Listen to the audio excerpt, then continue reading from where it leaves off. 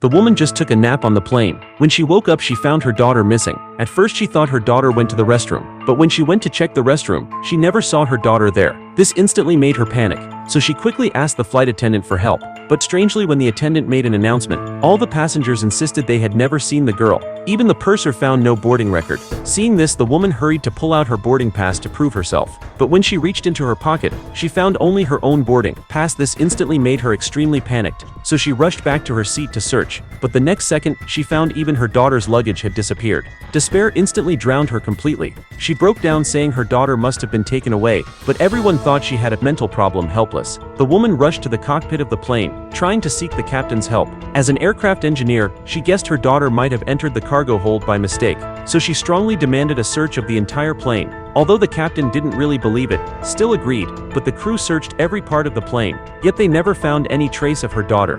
Helpless, she could only continue searching in the cabin herself. Unexpectedly, she saw a familiar face. She rushed forward immediately, then firmly accused the man of kidnapping her daughter, because since they boarded the plane last night, the man had been staring at her daughter all along. But the man said he had never seen the mother and daughter, yet the woman insisted the man was lying, so she rushed forward and fought with him. Fortunately, the crew arrived in time and stopped the chaos. Then they received a hospital death notice. It turned out a few days ago, her husband and daughter had already died. This news instantly stunned her on the spot, but facing the doubtful and sympathetic looks of everyone, she still firmly believed her daughter was alive. But everyone thought the huge pain in her heart made her imagine her daughter was still alive. Seeing no one willing to believe her, the woman returned to her seat in a daze, but the huge shock made her faint instantly. When she woke up again, the crew had found a psychologist for her, hoping to ease her emotions, though she could not believe her daughter was her imagination. The facts before her made her doubt herself.